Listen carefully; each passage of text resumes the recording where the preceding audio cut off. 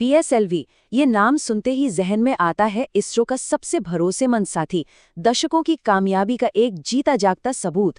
लेकिन हाल ही में कुछ ऐसा हुआ जिसने सबको चौंका दिया। तो आइए आज इस पूरी कहानी और इसके पीछे छिपे इंजीनियरिंग रहस्य को परत दर परत समझते हैं। जी हाँ, आज का सबसे बड़ा सवाल यही है, वो रॉकेट जिसने भारत को अंतरिक्ष में एक अलग पहचान दिलाई, आखिर उसके साथ हो क्या रहा है? देखिए, दशकों से पीएसएलवी को इसरो का वर्क हॉर्स कहा जाता रहा है। मतलब एक ऐसा मेहनती घोड़ा जो कभी नहीं थकता। इसकी बेमिसाल विश्वसनीयता और एक के बाद एक सफल मिशनों ने ही इसे ये दर्जा दिलाया है।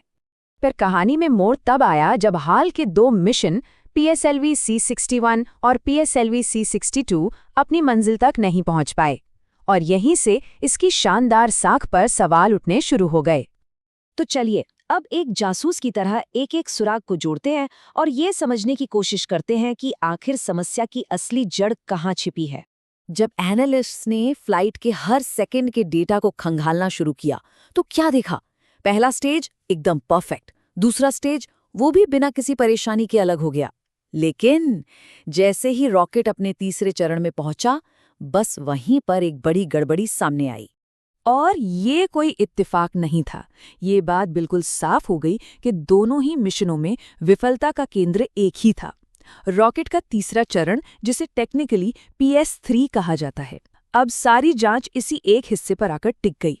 तो आइए सबसे पहले मिशन C61 की फाइल खोलते हैं, देखते हैं कि डेटा हमें क्या बताता है, कि उस दिन असल में गलत हुआ क्या था।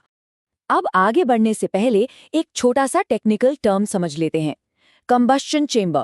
सीधे सादे शब्दों में कहें तो ये इंजन का दिल है, वो जगह जहां फ्यूल को बहुत ज्यादा प्रेशर में जलाकर वो जबरदस्त ताकत या थ्रस्ट पैदा किया जाता है जो रॉकेट को आसमान में धकेलता है।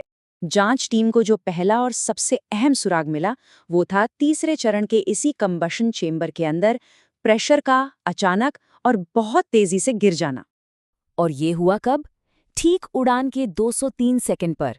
टेलीमेट्री डेटा ने उस एक अहम पल को बिल्कुल सटीकता से पकड़ लिया था जब सब कुछ गड़बड़ होना शुरू हुआ। तो जरा सोचिए, अगर इंजन के दिल में ही प्रेशर खत्म हो जाए तो क्या होगा? जाहिर है वो उतनी ताकत पैदा ही नहीं कर पाएगा जितनी ऑर्बिट तक पहुंचने के लिए चाहिए। बस मिशन का अंत वहीं पर तय हो गया। लेकिन असली सवाल तो ये है कि प्रेशर गिरा क्यों? इसका जवाब हमें किसी मामूली तकनीकी खराबी से ज्यादा एक बनावटी यानी कि स्ट्रक्चरल खामी की तरफ ले जाता है। एनालिसिस ने साफ इशारा किया कि दिक्कत सॉफ्टवेयर की नहीं, हार्डवेयर की थी। मतलब तीसरे चरण की बनावट में या जिस मटेरियल से उसे बनाया गया था उसी में कोई कमी थी। ऐसा लगा जैसे इंजन का कोई हिस्सा उस जबरदस्त प्रेशर को झेल ही नहीं पाया और टूट गया। अब शक की सुई 3 खास हिस्सों पर जाकर टिकी।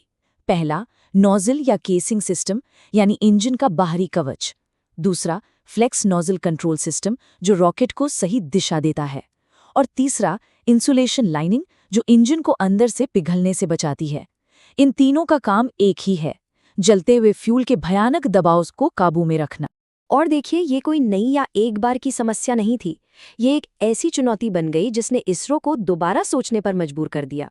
इसरो के पूर्व चेयरमैन डॉक्टर S सोमनाथ के मुताबिक तीसरे चरण के सॉलिड मोटर के विकास के दौरान पहले भी गंभीर चुनौतियां आई थीं। उनका ये कहना बताता है कि ये हिस्सा हमेशा से ही रॉकेट इंजीनियरिंग का एक मुश्किल और पेचीदा पहलू रहा है। पीएसएलवी C61 की नाकामी के बाद इसरो ने फौरन एक्शन लिया। डिज़ाइन में सुधार किए, क्वालिटी कंट्रोल को और भी सख्त बना दिया गया। लेकिन इन सब के बावजूद जब पीएसएलवी C62 लॉन्च हुआ तो नतीजा लगभग वही रहा। सबसे हैरान करने वाली बात ये थी कि पीएसएलवी C62 में विफलता का पैटर्न बिल्कुल C61 जैसा ही था। ये इस बात का साफ संकेत है कि ये कोई छोटी-मोटी समस्या नहीं, बल्कि एक गहरी और उलझी हुई इंजीनियरिंग चुनौती है। तो अब हम एक ऐसी अनसुलझी पहेली पर आकर खड़े हो गए हैं जिसे सुलझाना सिर्फ पीएसएलवी के लिए ही नहीं, बल्कि भारत के पूरे अंतरिक्ष कार्यक्रम के भविष्य के लिए बहुत जरूरी है। और ये हमें इस सबसे अहम सवाल पर छोड़ जाता है, क्या ये बार बार होने वाली विफलताएं भारत के सबसे भरोसेमंद रॉकेट पीएसएलवी के भविष्य पर एक सवालिया निशान लगा देंगी? इस पहेली को सुलझाने की इसरो की काबिलियत ही इस सवाल का जवाब तय करेगी।